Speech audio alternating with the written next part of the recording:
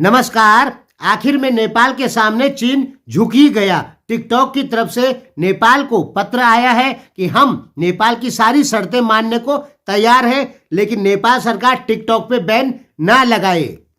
अब हमारा ये सोचना है कि जो चाइना अमेरिका के सामने नहीं झुका, यूरोप के सामने नहीं झुका, भारत के सामने नहीं झुका, वो नेपाल के सामने कैसे झुक गया। भारत ने भी बैन लगाया था टिकटॉक पे, फिर भी चाइना ने भारत को यह नहीं कहा कि आप बैन मत लगाओ, लेकिन नेपाल को क्यों कहा। एक बार अमेरिका ने भी बैन लगाया था कुछ समय के लिए, और शायद मोन्टीना एक जगह है, मोन्टीना ऐसे ही कुछ है, स्टेट है अमेरिका की, वहां टिकटॉक बैन है।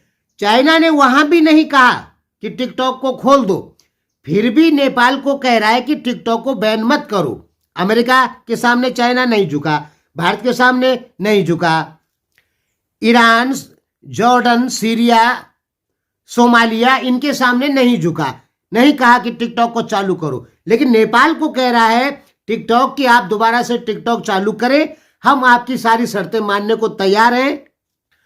और टिकटॉक ने पत्र में यह भी लिखा कि हमें उम्मीद नहीं थी कि नेपाल टिकटॉक पे बैन लगाने का फैसला कर सकता है। हमें आश्चर्य हो रहा है कि नेपाल ऐसे कैसे कर सकता है। फिर 7 सूत्रीय समझौता भी टिकटॉक ने नेपाल सरकार को याद दिलाया कि देखिए हमारा और आपके बीच में 7 सूत्रीय समझौता हो रखा है टिकटॉक को लेकर।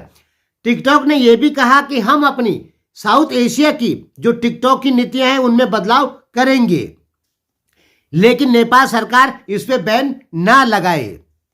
हमें बड़ा आश्चर्य हो रहा है कि भारत 140-45 करोड़ की जनसंख्या है भारत की। जब भारत ने टिकटॉक पे बैन लगाया तो चाइना ने नहीं कहा कि भारत सरकार बैन खोलो, ठीक है।